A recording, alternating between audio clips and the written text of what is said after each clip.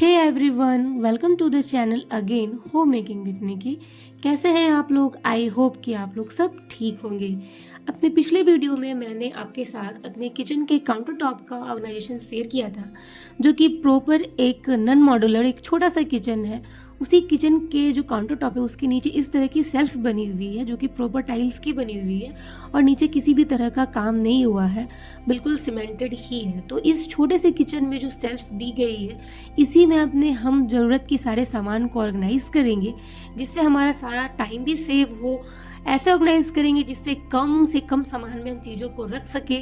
और counter top के ऊपर ही मैंने सेल्फ का सारा सामान रख लिया है। तो चलिए स्टार्ट कर लेते हैं इस छोटे से नॉन मॉड्यूलर किचन के काउंटर टॉप के नीचे सेल्फ का ऑर्गेनाइजेशन।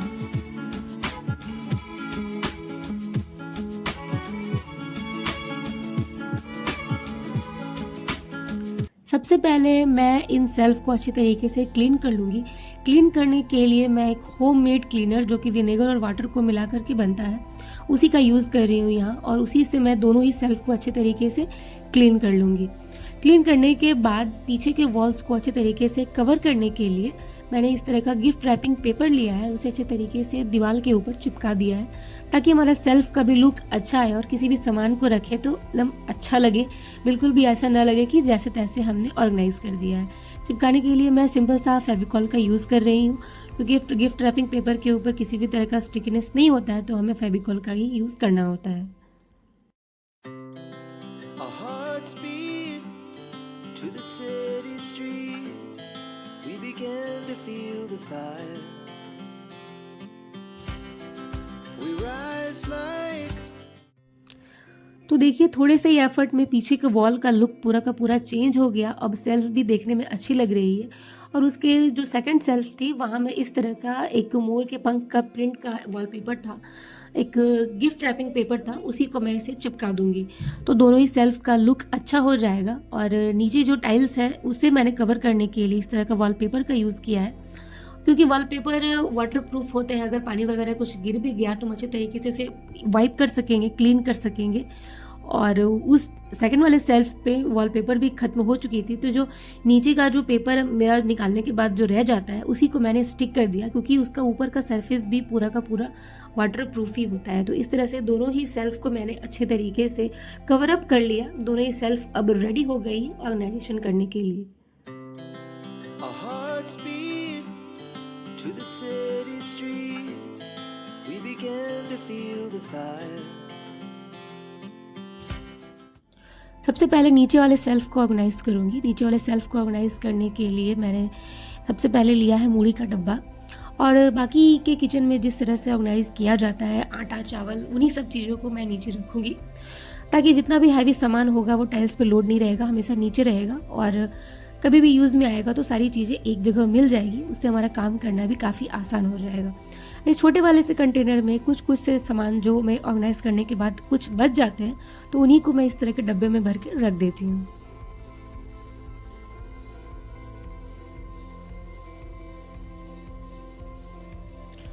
अब ऊपर वाले सेल्फ को ऑर्गेनाइज करते हैं, तो मैं इस तरह के एक कंटेनर में अपने इडली वाले सारे स्टैंड को भर के रख देती हूँ, क्योंकि उसके लिए भी कोई ऑर्गेनाइज़र नहीं है।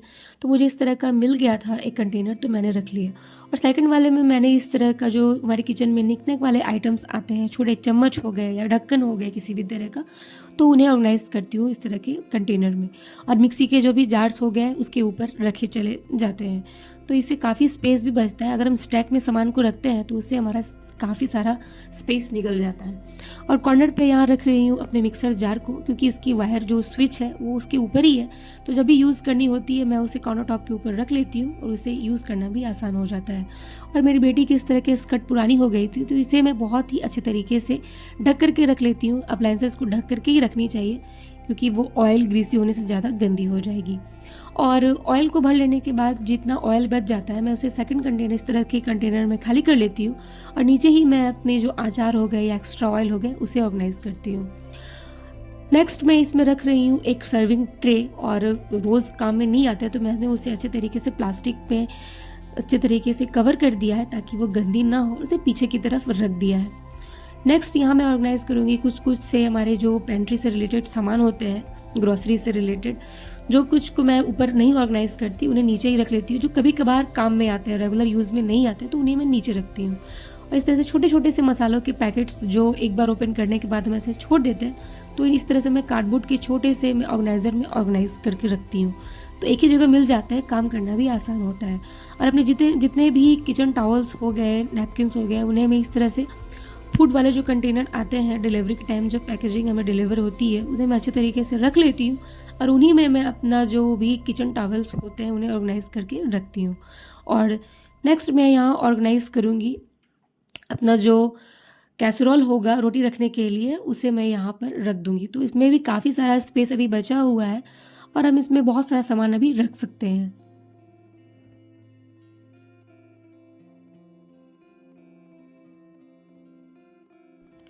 अब अपने दूसरे वाले सेल्फ को ऑर्गेनाइज़ करने के लिए मैंने इस तरह का एक 2 टायर रैक लिया है। अब इसे मैं एक आलू प्याज इस पर स्टोर करने के लिए यूज़ कर रही हूँ। इसे अच्छे तरीके से क्लीन कर लूँगी, ताकि क्योंकि जितनी भी डस्ट वगैरह पड़ी रहती है किचन में, वो सब अच्छे तरीके से क्लीन हो जाएगी। तभी ऑर्गेनाइजेशन करने का मतलब होता है, वरना गंदी चीज़ों में हम सामान रख दें तो फिर बिल्कुल भी अच्छा नहीं लगता। जब हर चीज़ अच्छे तरीके से क्लीन हो रही है, रखी जा रही है, तो क्लीनिंग भी बहुत ही ज़्यादा ज़रूरी है। और कभी भी लाइनर के बिना सामान को मत रखिए, वो बहुत ही ज़्यादा टाइम लेगी आपको क्लीन करने के लिए। तो सिंपल सा मैंने न्यूज़पेपर लिया है और दोनों ही बास्केट में मैंने बिछा दिया है, और सबसे नीचे वाले बास्केट में इस तरह से जो मेरे एक्स्ट्रा बास्केट्स हो गए किचन के, उन्हीं को मैं ऑर्गेनाइज़ करती हूँ। सभी चीज़ें एक जगह मिल जाती है मुझे नीचे ही। और उसके जस्ट बगल में मैं छोटे से बास्केट में अपना लहसुन, अदरक, इस तरह की चीज़ों को रखती हूँ। तो जब भी मुझे ज़रूरत पड़ती है, मैं बस स्लाइड करती हूँ इस 2 टायर रैक को और मुझे चीज़ें मिल जाती है। और ऊपर वाले में मैं आलू प्याज इसको स्टोर करके रखती हूँ।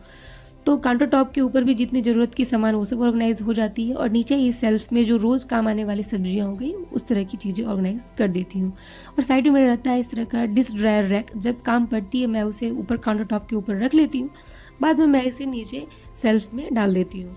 नेक्स्ट मैं इसमें ऑर्गेनाइज़ कर रही हूँ कुछ एक्स्ट्रा बर्तन। बहुत सारे कुकिंग के टाइम आने वाले ऐसे कढ़ाई हो गए, इस तरह की जो सॉसपैन हो गए, और मेरी बेटी से रिलेटेड जितना भी टिफ़िन वगैरह होता है, मैं इसी सेल्फ में ऑर्गेनाइज़ करके रखती हूँ। स्पेशली ये सेल्फ बड़े बड़े बर्तनों के लिए ही है। तो इस तरह से हमारा प्यारा सा ऑर्गेनाइजेशन हो गया, दोनों ही सेल्फ अच्छे तरीके से ऑर्गेनाइज हो गए। To the city streets, we began to feel the fire. We rise like tall buildings as the chemicals they take us higher. The night's young. So friends, that's all for today. कैसा लगा आपको आज का video, comment करके ज़रूर बताइएगा। I hope कि मेरा ये थोड़ा सा प्रयास, थोड़ा सा जो आपको मेहनत दिखी होगी वो अच्छी लगी होगी। तो प्लीज़ इस वीडियो को लाइक कीजिएगा, कमेंट कीजिएगा आपकी आपको किस तरह के वीडियोस देखना पसंद है, आप किस तरह के वीडियोस देखना चाहते हैं, और इस वीडियो में आपको क्या कुछ अच्छा लगा कमेंट ज़रूर कीजिएगा। मैं मिलूँगी आपसे एक नेक्स्ट वीडियो में, तब तक के लिए stay happy and stay blessed.